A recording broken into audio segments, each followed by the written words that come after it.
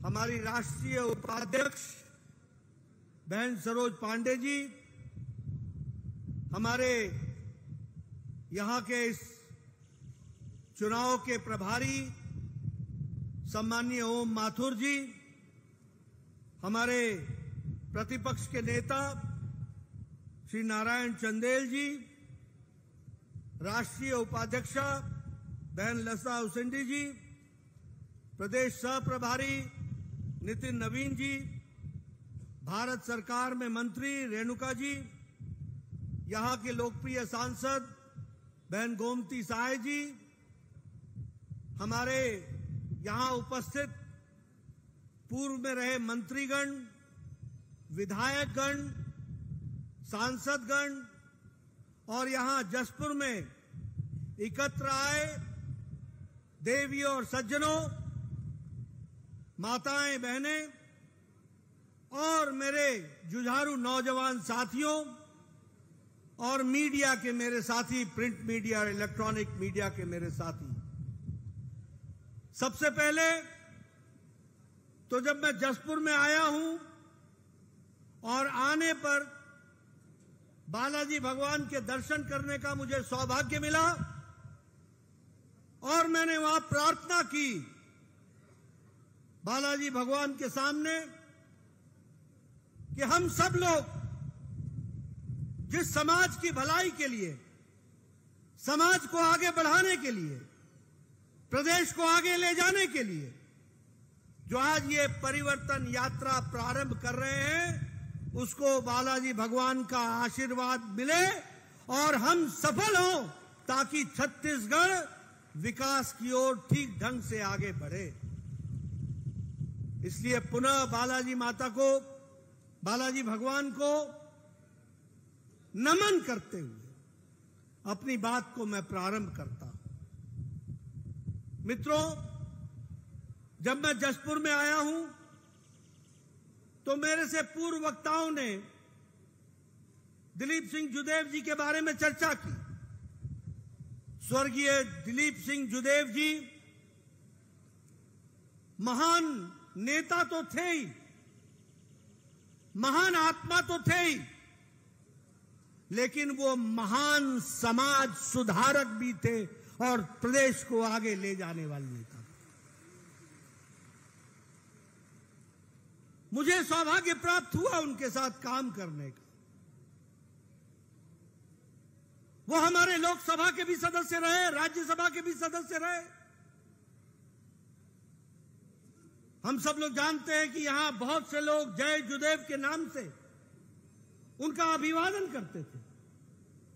वो सिर्फ नेता नहीं थे, वो देश को एकता के माला में पिरोने वाले, हमारे नेतृत्व करने वाले नेता थे। इसको भी हमको समझना चाहिए।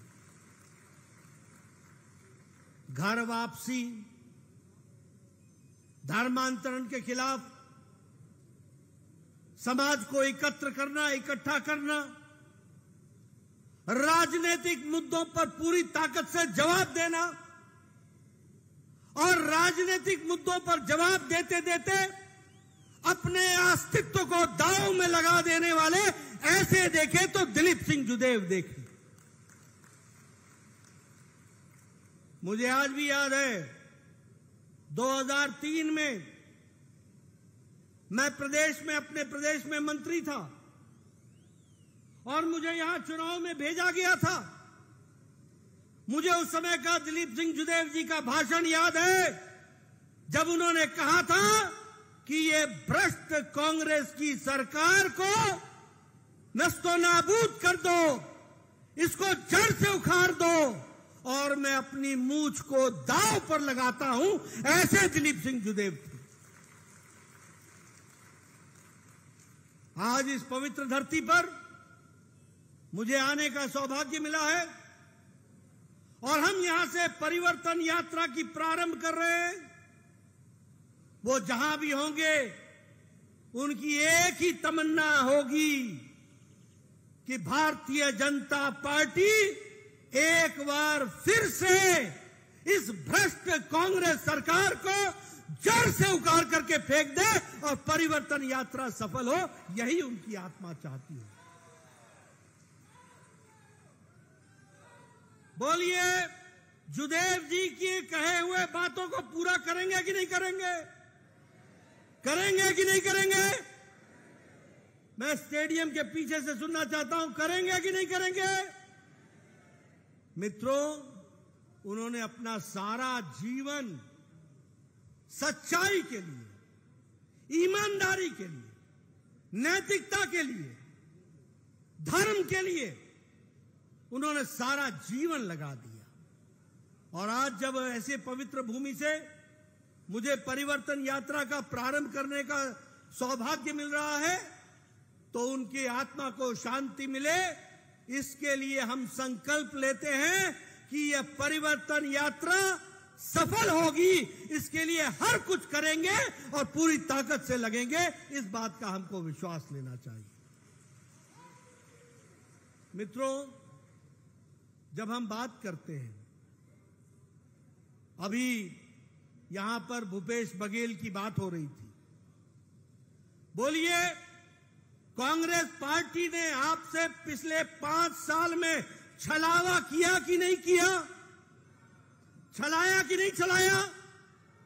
आपको गुमराह किया कि नहीं किया? उन्होंने कोई भी मैनिफेस्टो की बातें पूरी की है क्या? पूरी की है क्या? जो कह के आए थे उसके विपरीत काम किया कि नहीं किया? मित्रों, मैं कहने के लिए नहीं कह रहा हूं, मैं आज यहां पूछने आया हूं माताओं से। बताओ, 500 रुपए प्रति माह माताओं को मिल गया क्या? मिल गया क्या? मिला क्या बहने? मैं जानना चाहता हूं कि जो ये कहा गया था कि गरीब माताओं को, बहनों को 4 मुफ्त गैस का सिलेंडर मिलेगा, मिल गया क्या? मिल गया क्या? मित्रों, मैं अपने आदिवासी भाई, जनजाति भाई, किसान भाई, उनसे पूछना चाहता हूं कि जो भूपेश बघेल ने कहा था कि भूमिहीन लोगों को हम जमीन देंगे, उनको जमीन मिल गई क्या? जमीन मिल गई क्या? मित्रों, मैं ये बताना चाहता हूं कि ये भूपेश बघेल के हाथी के दांत दिखाने के और खाने के और है। खाने के लिए भ्रष्टाचार और दिखाने के लिए माताओं को प्रति माह 500 रुपए दूंगा, भूमिहीन लोगों को जमीन दूंगा, नौजवानों को भत्ता दूंगा। नौजवानों को बेरोजगारी भत्ता मिल गया क्या? मिल गया मेरे नौजवान भाई? मिला क्या पिछले 5 साल में? ये है जिस तरीके से भूपेश बघेल ने सरकार पिछले 5 साल में चलाई है। और ये परिवर्तन यात्रा क्यों है? ये परिवर्तन यात्रा इसलिए है कि पहले भी हमने आपकी सेवा की है, आगे भी आपकी सेवा करेंगे, और हम वायदा करते हैं कि गरीब कल्याण में जो मोदी जी ने काम चलाया है उसको भी फिर से छत्तीसगढ़ की धरती पर उतारेंगे और गरीबों का कल्याण करेंगे। किसानों का सशक्तिकरण कर रहे हैं, महिलाओं का सशक्तिकरण होगा, युवाओं को आगे बढ़ाने वाला काम करेंगे। और छत्तीसगढ़ के इस परिवर्तन यात्रा के माध्यम से भूपेश बघेल और उसकी सरकार का भ्रष्टाचार छत्तीसगढ़ की जनता के सामने लाएंगे और उस सरकार को, उस भ्रष्ट सरकार को उखाड़ फेंकने का काम छत्तीसगढ़ की जनता करे, इस बात के लिए परिवर्तन यात्रा चलाएंगे। मित्रों, हम जानते हैं कि 12 तारीख को दंतेश्वरी माता जी का आशीर्वाद लेकर के दंतेवाड़ा से एक यात्रा चली है जो 45 विधानसभा से होकर के आएगी। और उसी तरीके से आज जो ये यात्रा शुरू हो रही है, यह भी 40 विधानसभाओं से होकर बिलासपुर पहुंचेगी और वहां पर दोनों यात्राएं मिलेंगी, जन जन के बीच में संदेश देगी और माननीय प्रधानमंत्री जी का हमको आशीर्वचन और मार्गदर्शन वहां बिलासपुर में मिलेगा। इसको ध्यान में रखिएगा, ये परिवर्तन यात्रा इस तरीके से आगे बढ़ेगी। मित्रों, मैं यहां आपको यह भी बताना चाहता हूं, आज देखिए, आप बताइए, मोदी जी के नेतृत्व में देश की इज्जत दुनिया में बढ़ी है कि नहीं बढ़ी है? बढ़ी है कि नहीं बढ़ी है? आपने अभी देखा ये G20 का सम्मेलन आपने देखा आपने टेलीविजन पर देखा। ये बताता है कि आज भारत पिछलग्गू नहीं है। आज भारत मोदी जी के नेतृत्व में दुनिया को संदेश दे रहा है और दुनिया को आगे बढ़ाने के काम में अपना योगदान कर रहा है। आपने देखा होगा किस तरीके से दुनिया के 20-21 शीर्ष नेता आज हमारे राष्ट्रपिता महात्मा गांधी के समाधि पर जाकर एक साथ नमन करते हैं, शीश झुकाते हैं।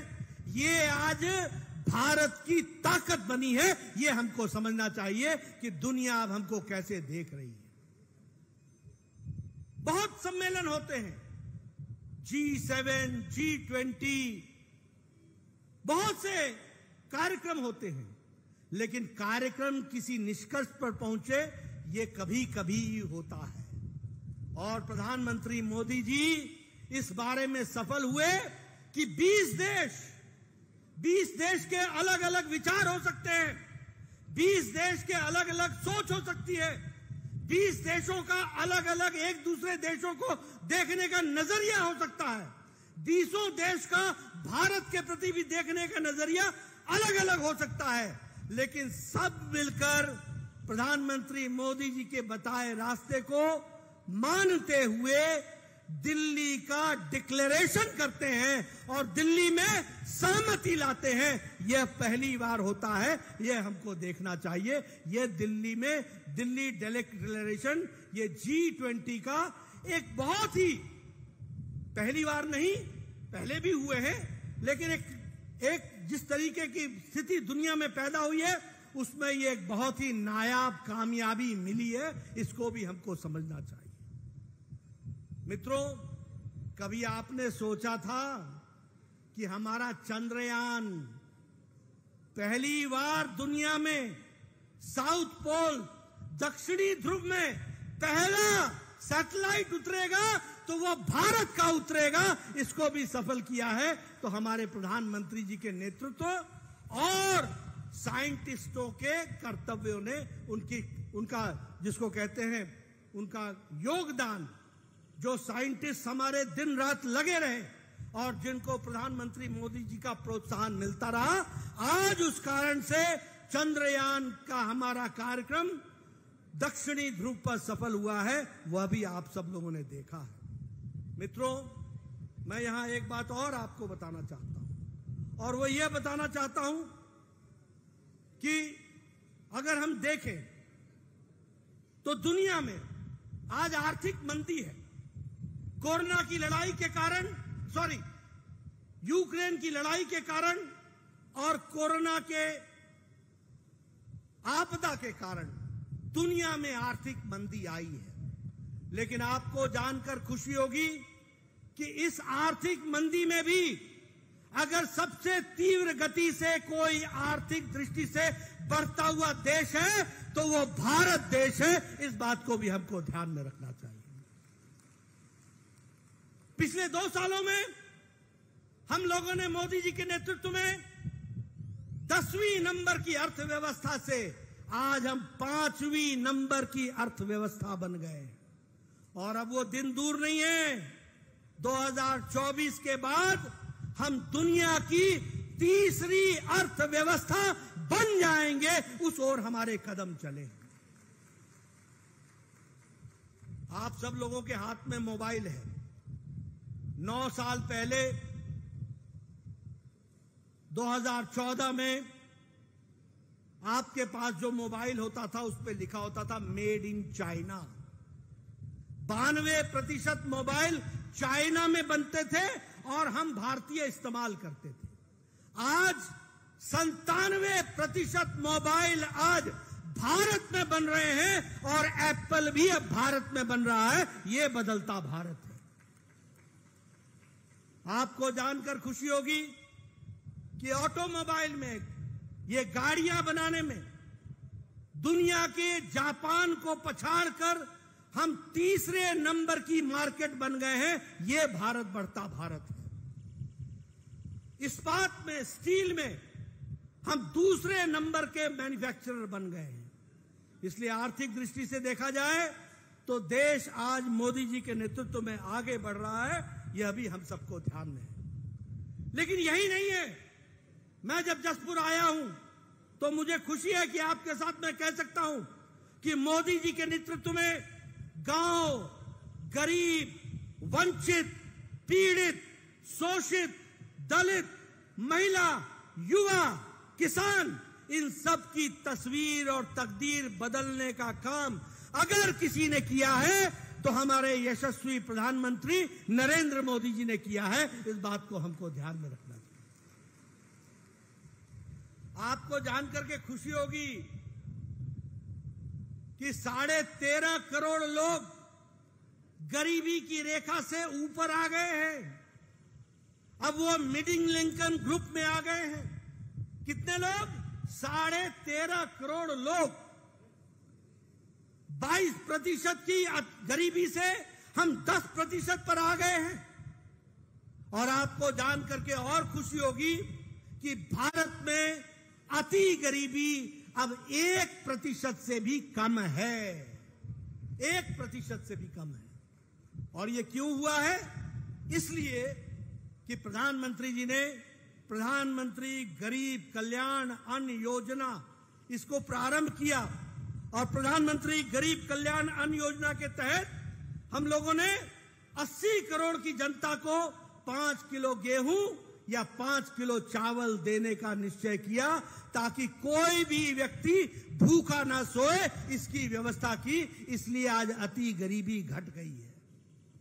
अगर मैं बात करूं प्रधानमंत्री किसान सम्मान निधि की, तो आज 11 करोड़ 78 लाख किसानों को हर चौथे महीने 2,000 और साल का 6,000 देने का निर्णय किया है। आज किसान को किसी साहूकार के पास जाने की जरूरत नहीं है कि वो साहूकार के पास जाए और पैसे मांगे और तब जाकर के अपना यूरिया खरीदे, तब जाकर के अपने बीज खरीदे। आज प्रधानमंत्री मोदी जी 11 करोड़ 78 लाख किसान के खाते में 2,000 रुपए हर चौथे महीने पहुंचा देते हैं, उसके बैंक के खाते में डाल देते हैं। यह है अंतर। आज जल जीवन मिशन में 9 करोड़ 82 लाख यानी 10 करोड़ लोगों तक हम हर घर नल पहुंचाने का प्रयास कर रहे हैं, जिसमें 26.5 लाख हमारे हर घर जल की व्यवस्था छत्तीसगढ़ में की जा रही है। प्रधानमंत्री आवास योजना में जहां 4 करोड़ घर बन रहे हैं, नोट करना मेरी बात को, 4 करोड़ घर बन रहे हैं, वहीं इसी के लिए 14,80,000 घर छत्तीसगढ़ में बनने के लिए सैंक्शन दिया गया है। लेकिन दुख के साथ बोलना पड़ता है। मैं परिवर्तन यात्रा क्यों बोलता हूं कि परिवर्तन करो? इसलिए कि 14,80,000 में से भूपेश बघेल ने 12 लाख लोगों को उनके कागजात दिल्ली पहुंचने से रोक दिया है और 12 लाख लोग आवास से वंचित हो गए हैं। इसको हमको ध्यान में रखना चाहिए। बोलिए, ऐसी सरकार को रहने देना है क्या? ऐसी सरकार को रहने देना है क्या? मैं पीछे से सुनना चाहता हूं, ऐसी सरकार को रहने देना है क्या? मित्रों, जो 12 लाख गरीब लोगों का घर की व्यवस्था जो मोदी जी देना चाहते हैं, जिसके लिए पैसे सैंक्शन कर दिए हैं, और संख्या कितनी है? 12 लाख। और वो 12 लाख के कागजात भूपेश बघेल दिल्ली नहीं पहुंचाता, इनको परमिशन नहीं देता। और मुझे जान करके और भी दुख हुआ कि एक परिवार के 5 लोग कच्चे मकान में, वो मकान गिर गया और वो दब गए। और जो दबे वो परिवार वो था जो प्रधानमंत्री आवास योजना के प्रतीक्षा सूची में जिसका नाम था, और भूपेश बघेल ने उसको सैंक्शन देने से इनकार किया। बोलिए, ऐसी सरकार को रहने देने का अधिकार है? रहेगी क्या ऐसी सरकार? परिवर्तन करेंगे ना? परिवर्तन होना चाहिए ना? मित्रों, अगर हम स्वच्छ भारत की बात करें, मुझे याद है ये जो नेशनल हाईवे है 43, हम लोग जब शाम को गाड़ियों से जाया करते थे तो हमारी महिलाएं झुंड की झुंड सड़कों पर लोटा लेकर अपने दैनिक नित्य कर्म के लिए निकला करती थी।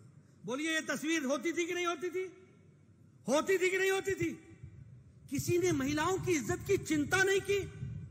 किसी को यह नहीं लगा कि इनके बारे में सोचना चाहिए।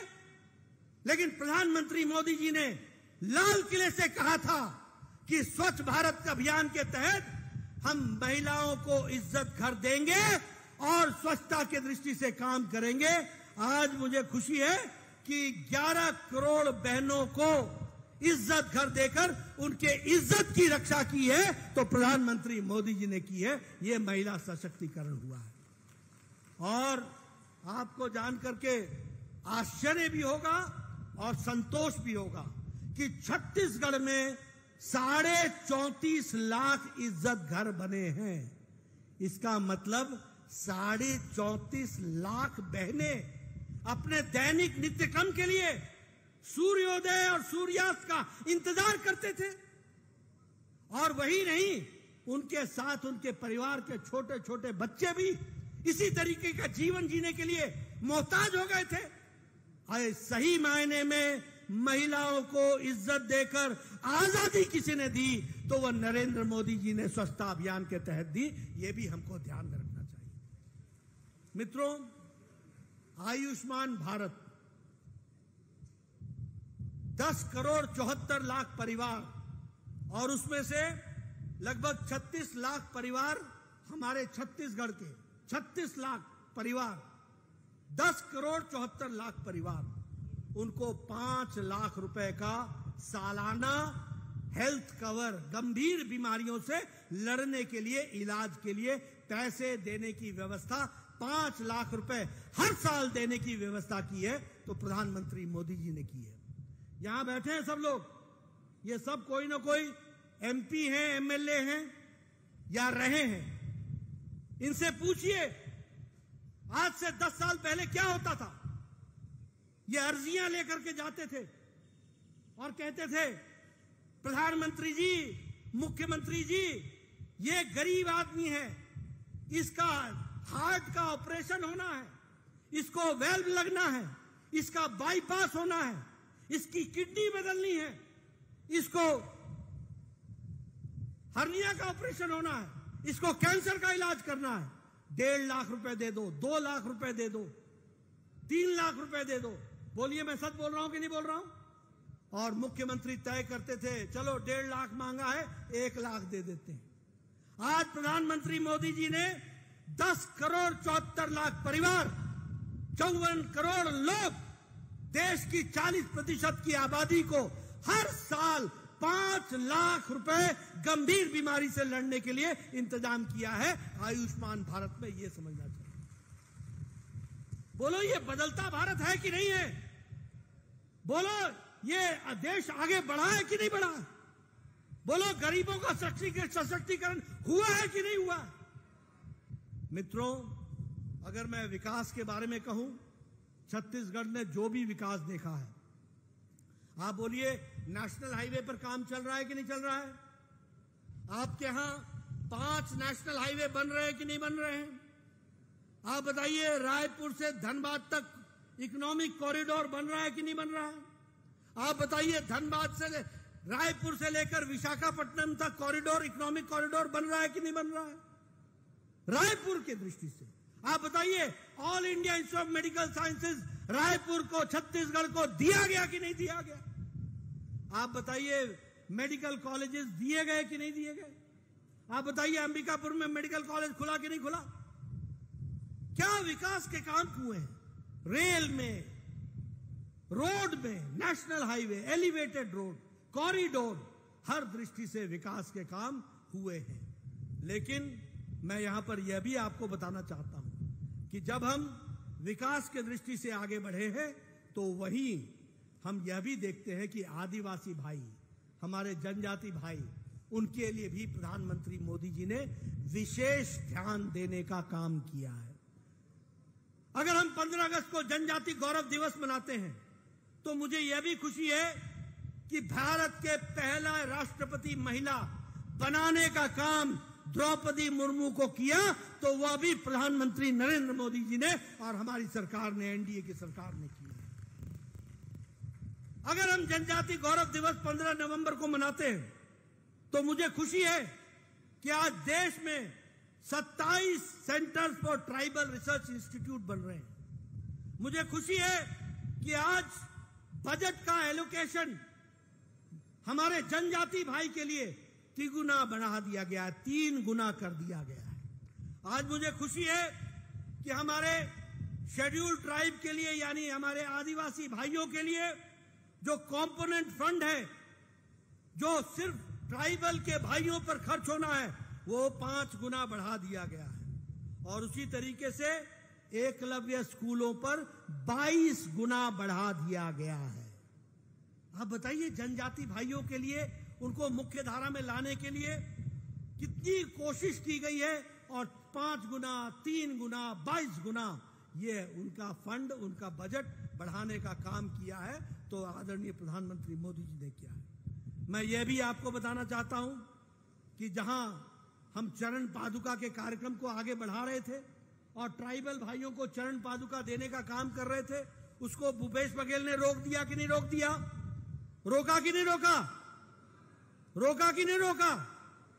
ये एंटी ट्राइबल काम करने का काम ये करते हैं, इसको भी हमको ध्यान में रखना चाहिए। मैं ये भी आपको बताना चाहता हूं, आजकल सनातन धर्म पर बहुत चर्चा हो रही है, बहुत चर्चा हो रही है। 1 तारीख को मुंबई में ये इंडी अलायंस है ना, INDI alliance, INDI alliance, INDI alliance, ये घमंडिया अलायंस, ये घमंडिया अलायंस मुंबई में 1 सितंबर को बैठक करता है और 3 सितंबर को इनके मजबूत घटक में मजबूत पार्टनर DMK, स्टालिन जो वहां का मुख्यमंत्री है, उसका बेटा उदयनिधि स्टालिन, वो सनातन धर्म को गंभीर बीमारियों के साथ जोड़ करके देख करके उसका निरादर करता है। वह हर तरीके से सनातन धर्म का निरादर करने में कोई कसर नहीं छोड़ता है। और उसी के बाद दूसरे दिन 4 सितंबर को हमारे खड़गे साहब के बेटे प्रियांक खड़गे, जो कर्नाटक सरकार में मंत्री हैं, वह दोबारा सनातन धर्म पर आक्षेप करते हैं। और उसके बाद तमिलनाडु का एक मंत्री दोबारा आक्षेप करता है। मैं क्या समझूं इसको? आज दिन तक सोनिया गांधी चुप है, आज दिन तक राहुल दुनिया भर में जाकर के संविधान की बातें करते हैं, लेकिन एक शब्द इस पर कहने से बचते हैं। मैं क्या मानूं? मेरा आरोप है कि मां बेटा दोनों सनातन धर्म को गाली देने का और सनातन धर्म का निरादर करने का जो मुंबई बैठक का एजेंडा था, उसको पूरा करने का काम DMK और अन्य पार्टियों को सौंपा गया है। और ये असल में एजेंडा माता सोनिया और बेटा राहुल का है, इसको भी हमको समझ लेना चाहिए। दुनिया जहान में आप संविधान के बारे में चर्चा करते हो जाकर कि भारत में संविधान की रक्षा नहीं हो रही है। क्या संविधान में लिखा है कि किसी धर्म को, किसी विचार को, किसी आस्था को गाली दी जाए? क्या संविधान ने यह अधिकार दिया है कि तुम किसी धर्म को निरादर करो? कौन से संविधान के किस प्रावधान में लिखा है? और तुम संविधान की दुहाई देने लगे हो और तुम कहते हो कि मैं मोहब्बत की दुकान चलाता हूं। अरे तुम्हारे मोहब्बत की दुकान में ये नफरत का सामान बिकता है, इसको तुमको समझना होगा, और ये तुम्हारे कारण से होता है। आप बताइए, क्या भारत की जनता सनातन पर आक्षेप सहेगी? क्या भारत की जनता सनातन पर आक्षेप सहेगी? मित्रों, क्या हुआ है? और चुप है, कांग्रेस पार्टी चुप है, बोलने की हिम्मत नहीं है, बोलती बंद है, जुबान पर ताला लग गया है। और ये सेक्युलर बनते हैं, ये संविधान के रक्षक बनते हैं, ये मोहब्बत की दुकान चलाने वाले हैं और नफरत का सामान बेचते हैं। मित्रों, जनता में परिवर्तन यात्रा में यह भी समझाना है और मुझे पूछना है भूपेश बघेल से, तुम्हारा क्या कहना है? तुम्हारा क्या कहना है इस विषय पर? सनातन धर्म पर तुम्हारा क्या कहना है? क्या तुम कांग्रेस पार्टी जिस विचार को लेकर के आगे चलिए उसके साथ सहमत हो? ये मुद्दे हैं जिस पर हमें उत्तर चाहिए। अभी G20 में राष्ट्रपति द्रौपदी मुर्मू, हमारे जो आदिवासी है, महिला है, उन्होंने छत्तीसगढ़ के मुख्यमंत्री को निमंत्रण दिया। आपको बड़े दुख के साथ बताना पड़ता है कि आपके मुख्यमंत्री उस निमंत्रण को स्वीकार नहीं किया। क्या यही जनजाति हमारे संबंध रखने वाले राष्ट्रपति के प्रति इज्जत है? भूपेश बघेल जवाब दे। क्या तुम्हारी इज्जत भारत के राष्ट्रपति से ज्यादा है? क्या तुम्हारी इज्जत G20 के सम्मेलन के दिए गए राष्ट्रपति के भोज में जाना तुम्हारा छत्तीसगढ़ के मुख्यमंत्री के रूप में कर्तव्य नहीं था? तुम बड़ी बड़ी बातें करते हो। खड़गे साहब लाल किला में झंडों। और आइए अब सीधे रुख करेंगे, सीएम शिवराज सिंह चौहान कार्यक्रम में पहुंचे हुए हैं। फिजिकली फॉर्म आए बर्बाद मंच पे बीरज जी, राहुल जी, राकेश जी, हरिशंकर जी, जितने भी हमारे साथी वहां हैं वो वहीं भरवाएं एक फॉर्म। जी बिल्कुल, आपके आदेश का पालन होगा। बहुत बहुत धन्यवाद आप सबको। बहुत बहुत धन्यवाद आदरणीय।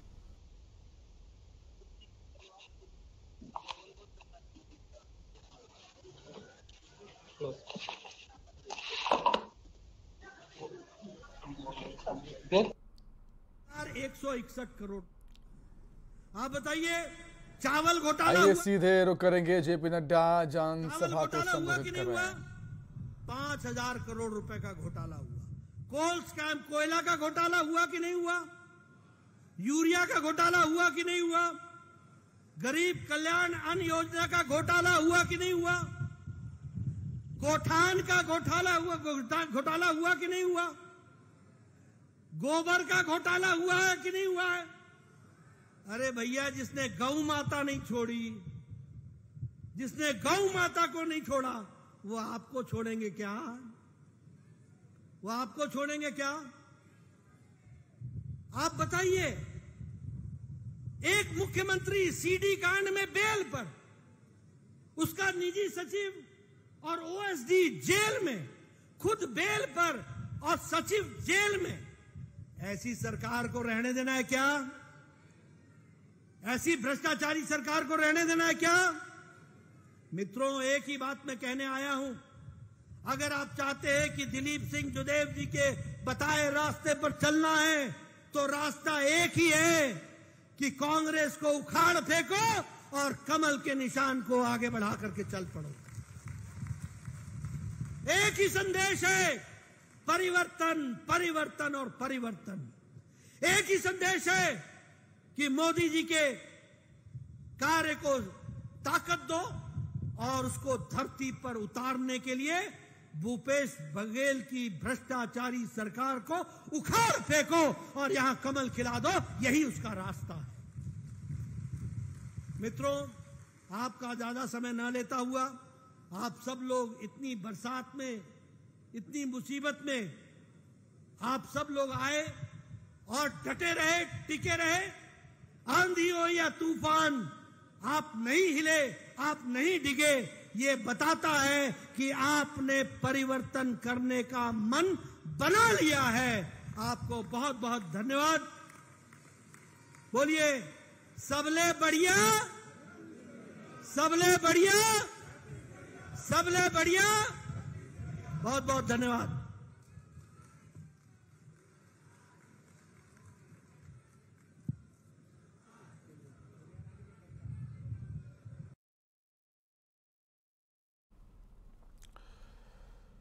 तो जेपी नड्डा ने हुंकार भरी है। जशपुर में परिवर्तन यात्रा बीजेपी निकाल रही है। पूरे छत्तीसगढ़ में कार्यकर्ताओं को जेपी नड्डा ने जीत का मंत्र दिया।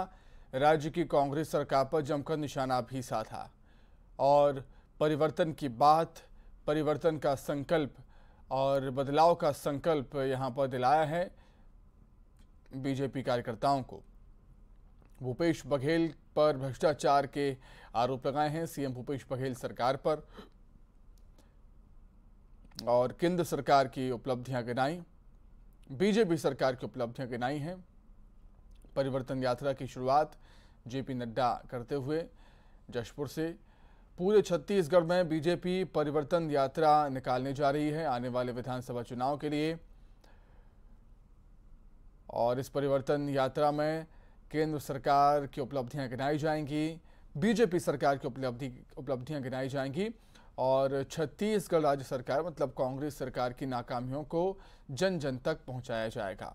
जैसा कि आज आम सभा को संबोधित करते हुए जेपी नड्डा ने किया।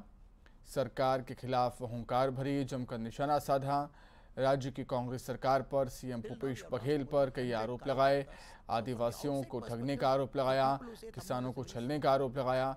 कई सारे घोटालों का जिक्र भी जेपी नड्डा ने आज किया अपने संबोधन के दौरान।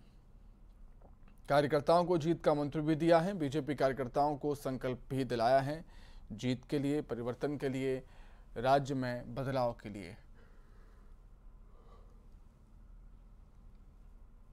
छत्तीसगढ़ में अपनी सियासी जमीन खो चुकी पार्टी एक बार फिर से मजबूत होकर उठने की कोशिश में, सत्ता वापसी करने की कोशिश में बीजेपी अपनी पूरी ताकत यहां पर लगा रही है। केंद्रीय नेताओं के दौरे छत्तीसगढ़ में लगातार जारी हैं और इसी कड़ी में जेपी नड्डा, बीजेपी के जो राष्ट्रीय अध्यक्ष हैं जेपी नड्डा, वो छत्तीसगढ़ के जशपुर पहुंचे हुए हैं परिवर्तन यात्रा के दूसरे चरण का आगाज करने के लिए। बीजेपी पूरे छत्तीसगढ़ में अलग अलग जिलों से परिवर्तन यात्रा की शुरुआत कर रही है। अलग अलग नेताओं को इसकी जिम्मेदारियां भी सौंपी गई हैं। छत्तीसगढ़ बीजेपी के तमाम दिग्गज नेता इस परिवर्तन यात्रा में शामिल भी होंगे। इसका दूसरे चरण का आगाज जशपुर से जेपी नड्डा ने कर दिया है और अपने संबोधन में आम सभा को संबोधित करते हुए कार्यकर्ताओं को जीत का मंत्र दिया, राज्य सरकार पर निशाना भी साधा।